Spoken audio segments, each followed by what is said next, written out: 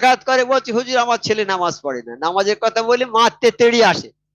বা তুমি বয়স হয়ে গেছে, চুপ করে বসে থাকো, তোমার মাথা খারাপ হয়ে গেছে, নামাজ পড়ে কি হবে? আমি বড় ব্যবসা করছি, দিনে আমার 5,000 10,000 টাকা লাভ হয়, আমি এক সেকেন্ড সময় পাই না নামাজ পড়ার। আর তুমি নামাজ পড়ার কথা বলছো, পড়বো, এখন দেরি আছে, এখন বয়সটা হোক তা বল। কেউ কি বলতে পারে যে আমি কদিন বাঁচবো? মৃত্যুটা তো কারো জানা নেই। মৃত্যুটা কারো জানা আছে যে আমি অমুক তারিখে মরবো? তাহলে এ কদিন শয়তানি করে নি, কাছাকাছি গিয়ে নামাজ পড়বো। আমি আজকে বলছি যে নামাজ আমি এখন সময় হয়নি, পড়বো না, কালকে আজ রাত্রির মধ্যে যদি মরে যাই, হতে হতে পারে। এরকম অনেক লোক আমার সঙ্গে ওয়াদা করেছে নামাজ পড়বো, এই নামাজ কি পড়বো, আমার বন্ধু লোক সব। আমি নামাজ পড়িস না কেন? তো হচ্ছে এখন সময় আছে, এখন ও আর এক দেরি করে, এখন নামাজের সময় হয়নি, সময় হলে পড়বো। সময় হলে পড়বো, সে আর নামাজ পড়তে পারিনি, সময়ের আগে পটল তুলে চলে গেছে। তা আমরা এই এই কথাটা বলা ঠিক যাবে কি? যে সময় হোক তারপর নামাজ পড়বো, ভালো কাজ না সময় হোক তখন করব। ভালো কাজ যখনই সুযোগ হবে তখনই করতে হবে। নামাজ তো 12 বছর হলে ফরজ হয়ে যায় নামাজ, সেই নামাজ 12 বছর থেকে পড়তে হবে, না তো গোনা হবে। নামাজটা যেন আমরা সবাই পড়ি। আমার মোর্শেদরা বলে গেছে, বাবা তোমাদের বাড়ির যত লোক, তোমাদের একটা ফ্যামিলি, আজকে আমরা এখানে কত লোক হয়েছি, তো 500 কি 1000 লোক হবে, তো 1000টা লোক যদি আমরা প্রত্যেকের ফ্যামিলিকে নামাজ পড়াই, তাহলে এক একটা ফ্যামিলিতে 5টা করে লোক আছে, তাহলে এখানে কত 1000 লোক, তাহলে 5,000 লোক নামাজি হয়ে যাবে। হ্যাঁ, 5,000 লোক নামাজি হয়ে যাবে। তাহলে তাহলে ওই গ্রামে যদি 100 লোক থাকে, 100 লোকের মধ্যে যদি 80 জন 90 জন, 80 জন 100 জন লোক যদি নামাজি হয়ে যায়, তাহলে এখন যেমন নামাজি পাওয়া যায় না মসজিদে, মসজিদে আজান হলো, ইমাম গিয়ে নামাজ পড়িয়ে দিয়ে চলে এলো, কোনো মুক্তাদি নেই, নামাজি লোক নেই, নামাজি নেই। আর এইভাবে যদি আমরা মেহনত করি, নিজের বাড়িতে ছেলে মেয়ে বিবি সবাইকে যদি আমরা তালিম দিই, নামাজের কথা বলি, যদি মেহনত করি, তাহলে তো সবাই নামাজ পড়ে যদি, তাহলে এমন একটা দিন আসবে বেনামাজি আর খুঁজে পাওয়া যাবে না। আমার অলি আল্লাহদের নকশাটা কি রকম, যাতে আমরা পারবো সহজ কথায় আমাদের বুঝিয়ে দিয়ে, যে বাবা তোমরা এইটা করো, প্রত্যেকের বাড়ি ছেলে মেয়েদেরকে নামাজি করো। হ্যাঁ, আল্লাহ যেন আমাদের সবাইকে এটা তৌফিক দেয়। এই নামাজি না করতে পারলে কাল ছেলেরা কিন্তু উল্টে কথা বলবে, যে আমার আব্বা আমাদের নামাজের কথা বলেনি, আমাদের মাস্টার দেখে পড়ায়নি, আমাদের কিচ্ছু বলেনি নামাজের কথা, শুধু বলেছে উপার্জন করে নিয়ে এসো টাকা, আমি উপার্জন করেছি। তখন ওনার আব্বাকে ডাকবে, আব্বা নেকির পাহাড় আছে, কিন্তু সেই নেকির পাহাড় সব নষ্ট হয়ে যাবে, ওনাকে আগেই জাহান্নামে ঢুকিয়ে দেবে। তা আমরা আমাদের ছেলেদের নামাজ পড়াবো, এই নামাজ কানা খোঁড়া অন্ধ কারো বাদ নেই, পড়তে হবে, বসে না পারো দাঁড়িয়ে, না পারো বসে, বসে না পারো শুয়ে, ইশারায় নামাজ পড়তে হবে, তবু নামাজের কোনো কাজা নেই। আর এই 5 ওয়াক্ত নামাজ যারা পড়বে, তারা 50 ওয়াক্ত নামাজের সওয়াব পাবে। 5 ওয়াক্ত নামাজ আমরা পড়বো, 50 ওয়াক্ত নামাজের সওয়াব পাবো। আর কেয়ামতের দিনে ইমানদারের সওয়াল জবাব শুরু হবে নামাজের হিসাব গ্রহণ নিয়ে, নামাজের হিসাব গ্রহণ নিয়ে সওয়াল জবাব শুরু হবে। প্রথমেই নামাজের কথা জিজ্ঞাসা করা হবে। আল্লাহ বলবেন, হে আমার বান্দারা, তোমরা যারা এই আরাফাতের যারা এই আহ, আহ, যারা এই মাঠে উপস্থিত হয়েছে সবাই কিয়ামতের ময়দানে, তোমরা তো দুনিয়াতে আমার হুকুম মেনে চলেছিলে, সবাই তো নামাজ পড়েছো, বাবা একবার নামাজ পড়ে দেখাও কেমন ভাবে নামাজ পড়েছো। তো সবাই চেষ্টা করবে নামাজ পড়ার, দাঁড়িয়ে যাবে নামাজে, আল্লাহু আকবার বলে সেজদায় যাবে, যারা নামাজ পড়েছে তারাই শুধু সেজদায় যাবে, আর যারা নামাজ কখনো পড়েছে কখনো ছেড়েছে, একদম পড়েনি, তারা নামাজ পড়তে পারবে না, তাদের পিঠের মেরুদণ্ড এমন শক্ত হয়ে যাবে, সে সামনের দিকে ঝুঁকতে পারবে না, পেছন দিকে পড়ে যাবে। কাল কিয়ামতের ময়দানে এইটা হবে। তখন কি হবে, যখন পড়ে যাবে, তখন তার মুখটা কালো হয়ে যাবে, মুখটা কালো সিয়া হয়ে যাবে, কালো হয়ে যায় মুখ। আর একদল যারা আল্লাহু আকবার বলে সিজদা থেকে উঠবে তাদের মুখটা সাদা হয়ে যাবে। এই দুটো দল হবে কিয়ামতের ময়দানে, একটা সাদা মুখ একটা কালো মুখ। সাদা মুখরা জান্নাতি আর কালো মুখরা জাহান্নামী। আর জাহান্নামের ফেরেশতারা ওদের পিটিয়ে পিটিয়ে নিয়ে যাবে, গরু ছাগলের মতো পিটিয়ে পিটিয়ে নিয়ে যাবে। আর খাবার জিনিস যা দেবে সে তো আর বলার মতো না। হ্যাঁ, জাহান্নামের আগুন এত কঠিন যে দুনিয়ার আগুন যে 70 গুণ শক্তিশালী। ওই আগুন যখন একবার গায়ে লাগবে, লাগার সঙ্গে সঙ্গে কলিজাটা পুড়ে ছাই হয়ে যাবে। তারপরে সমস্ত দেহটা আগুন ধরে পুড়ে ছাই হয়ে যাবে, আবার কিছুক্ষণ পরে আবার নতুন দেহ তৈরি হয়ে যাবে, আবার আগুন লেগে এইভাবে কিয়ামত পর্যন্ত থাকবে। শাস্তি হতেই থাকবে, এইরকম শাস্তি হতেই থাকবে। আর খিদে পাবে যখন, খিদে যখন পাবে, খুব খিদে পেয়েছে বলবে, তখন এই জাক্কুম বলে একটা ফল আছে, গাছ আছে, সেই গাছ কাঁটা গাছ, সেইটা মুখে ঢুকিয়ে দেবে, খাও জাক্কুম। সেই গাছটা এত বিষাক্ত গাছ, যদি তার কিছুটা অংশ যে দুনিয়াতে ফেলে দেয়, সমস্ত দুনিয়াটা গন্ধে দুর্গন্ধে ভরে যাবে। কি দুর্গন্ধ জিনিস! সেই দেবে জাহান্নামীদের খোরাক। সেই গলায় বেঁধে যাবে, যখন পানি চাইবে তখন এই পুঁজ গরম পানি গালে ঢেলে দেবে। পানিটা একবার বুকে ঢেলে দেবে, নাড়ি ভুড়ি সব ঘুরে বেরিয়ে চলে যাবে। কি শাস্তি জাহান্নামের! সেই জাহান্নামের কি শাস্তি! এই দুনিয়াতে আমরা অনুভব করতে পারবো না সেটা। এই শাস্তি হবে।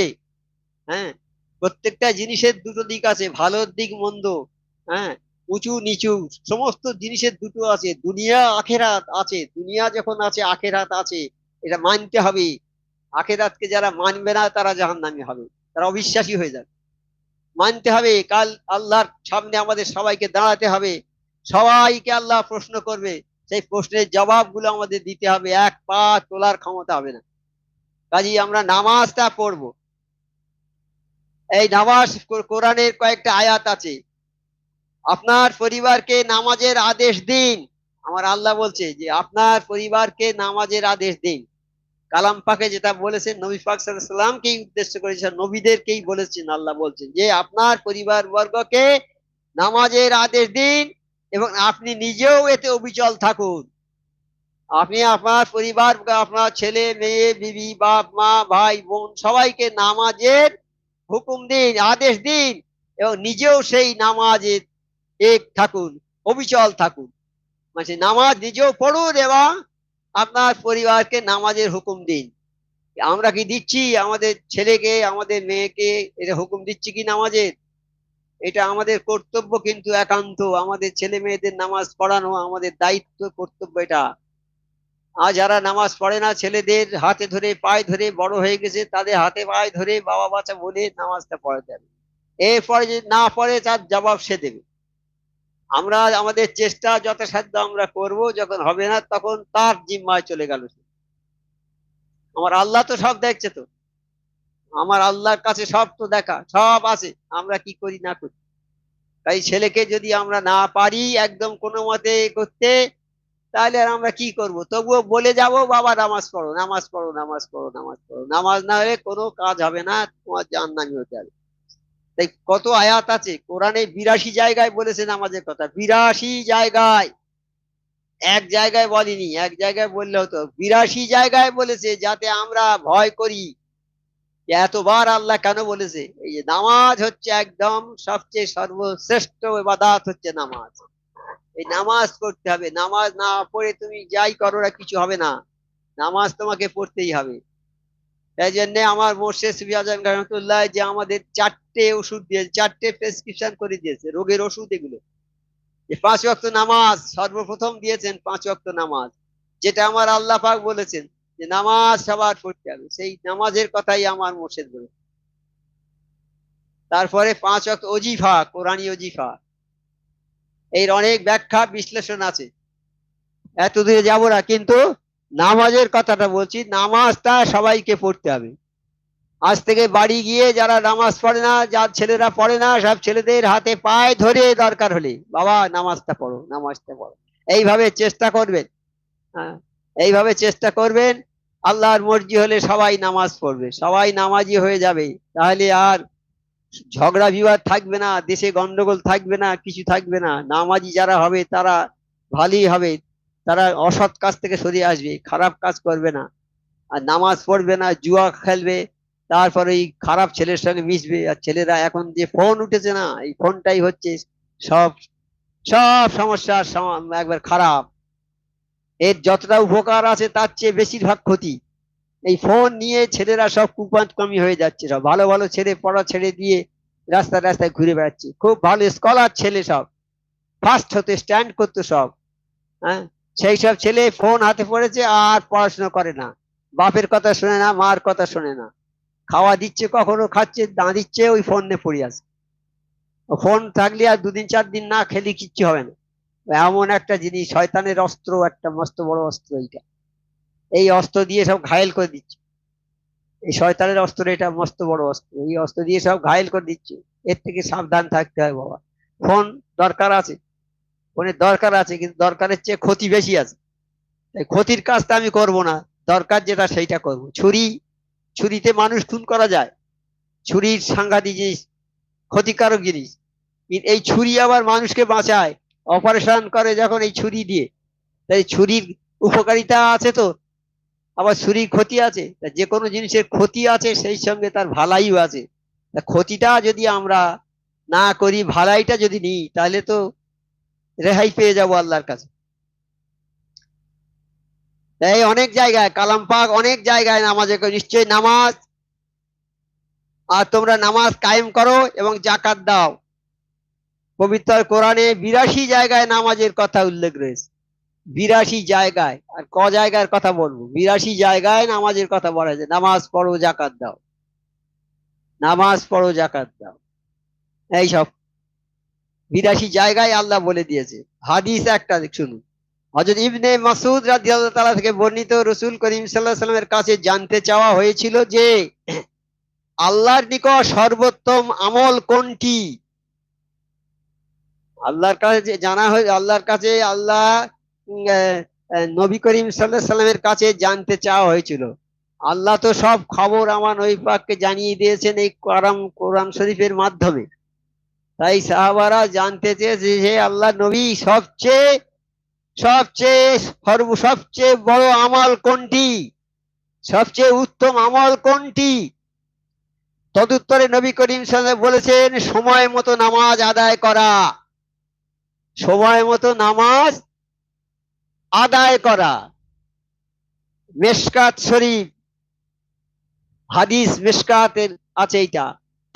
হাদিস মানে সেও আল্লাহর কথা, যেগুলো নবী পাক সাল্লাল্লাহু আলাইহি ওয়াসাল্লামের কাছে সরাসরি আল্লাহ বলে দিয়েছে, সেইগুলো হয়ে গেছে হাদিস। আর যেগুলো জিবরাইল আলাইহিস সালামের মাধ্যমে পাঠিয়েছে সেইটি হয়েছে কোরআন। একই কথা, আসার জন্য একটা হয়ে গেছে কোরআন, একটা হয়ে গেছে হাদিস। যে হাদিসে বলছে যে আল্লাহর নিকট সর্বোত্তম আমল কোনটি, নবী সাল্লাল্লাহু আলাইহি ওয়াসাল্লাম বললেন নামাজ সময় মতো আদায় করা।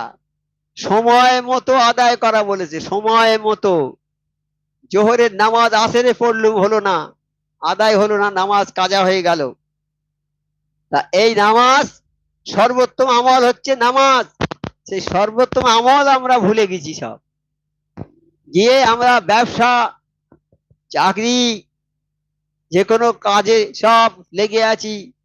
বড় বিজনেস, 100-200 লোক কাজ করে, জোহরের সময় বেশি ভিড় হয়, বলি যা পরে যাচ্ছি যাচ্ছি যাচ্ছি, ভিড়টা একটু কমিয়ে দিই কমিয়ে দিই কমিয়ে দিই, করতে করতে এত হয়ে গেল নামাজের কথা ভুলে গেল, আর জোহরের নামাজ কাজা হয়ে গেল। তাহলে নামাজের জন্য যদি ব্যবসা করতে করতে নামাজ কাজা হয়ে যায়, ওই লোকের কি হবে? ওই লোকের হিসাব হবে, ওই উমাইয়া বিন খালফ বলে একজন ছিল আবু জেহেলের দরবারে, আবু জেহেলের দলে।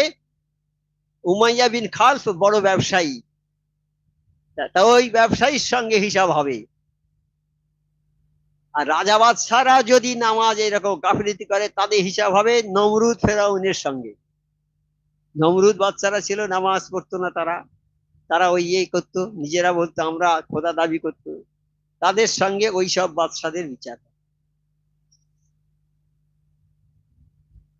হাদিস আর একটা শুনুন, হযরত আবু হুরায়রা রাদিয়াল্লাহু থেকে বর্ণিত, নবী করিম সাল্লাল্লাহু আলাইহি ওয়াসাল্লাম বলেছেন 5 ওয়াক্ত নামাজ এক জুম্মা হতে অন্য জুম্মা, 5 ওয়াক্ত নামাজ আজকে পড়লাম, এক জুম্মা থেকে এক জুম্মা থেকে আর এক জুম্মা, মানে শুক্রবার থেকে আর এক শুক্রবার পর্যন্ত,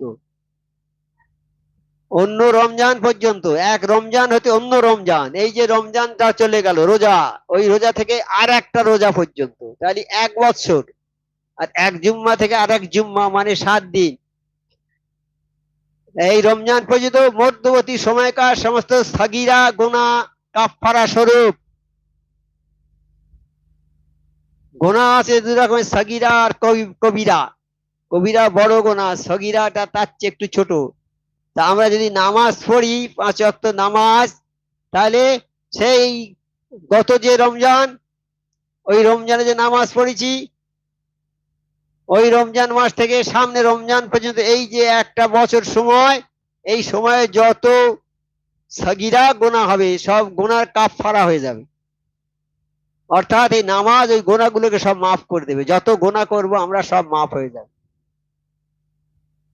1 বছরের গুনাহ মাফ হয়ে যাবে যদি আমরা নামাজটা পড়ি।